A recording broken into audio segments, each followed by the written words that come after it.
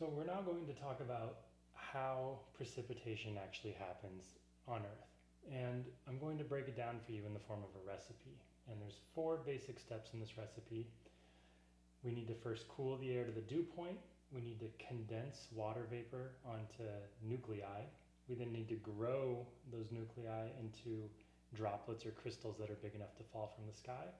And then we need to bring in more water vapor from the surrounding area to sustain that process and actually get appreciable precipitation. There's a lot that's packed in here, and we're going to walk through each of these steps in some detail to break it down for you so that you understand the physics of what's going on. So we first need to consider water vapor in the atmosphere. And when we're talking about water vapor in the atmosphere, we're going to describe it in terms of this thing called the vapor pressure. What is the vapor pressure? Well, we'll denote it with the symbol E, and it is the partial pressure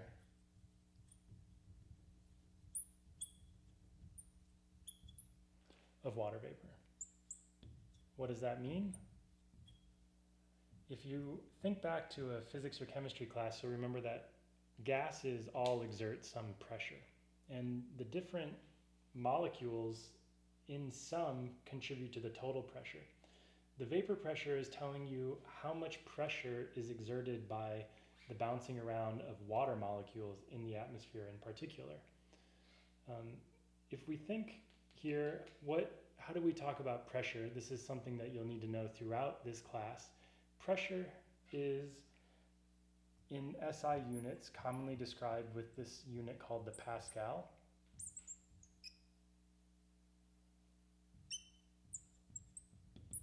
And the Pascal is denoted PA, and it's equal to a Newton per meter squared. So it's describing a force per area. That's what we mean when we talk about pressure.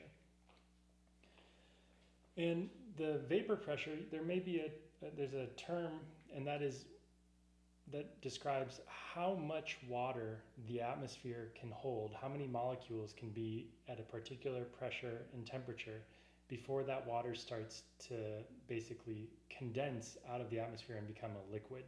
And that's called the saturation vapor pressure. So that is the maximum thermodynamically stable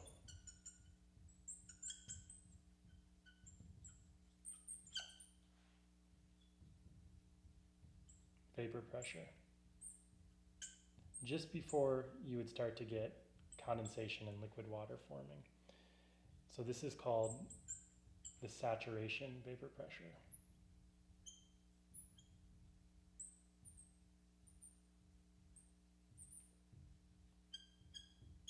And you'll commonly see it denoted with this symbol E and raised to a little asterisk. One other common term that you're probably familiar with is the concept of relative humidity.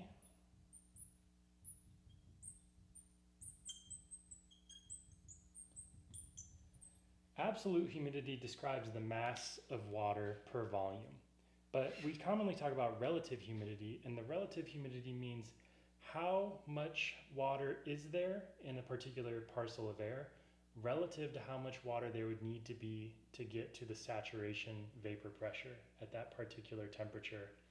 And so this is described simply as the ratio of the actual vapor pressure of the air divided by, at that temperature, the saturation vapor pressure.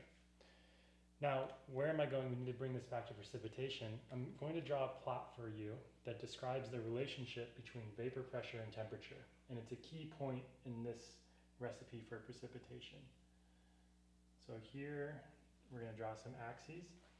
On this axis over here, we're going to have vapor pressure.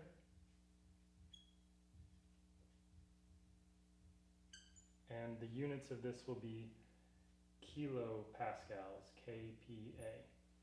And we'll go from 0 up to 10 here. 0, 5, 10. On this axis here, we're going to do temperature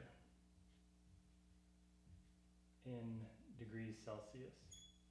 And we're going to go from -40 here to 0, and then out to 40. I'll try to draw this. So what is the relationship between vapor pressure and temperature? Well, it looks like the following. A nonlinear increasing curve here. So something like this. This is for a particular temperature, the saturation vapor pressure.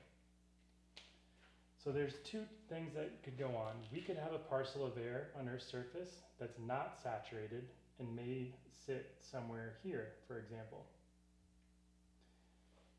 The distance, the vertical distance between the actual conditions of this parcel of air and the saturated vapor pressure is known as the vapor pressure deficit.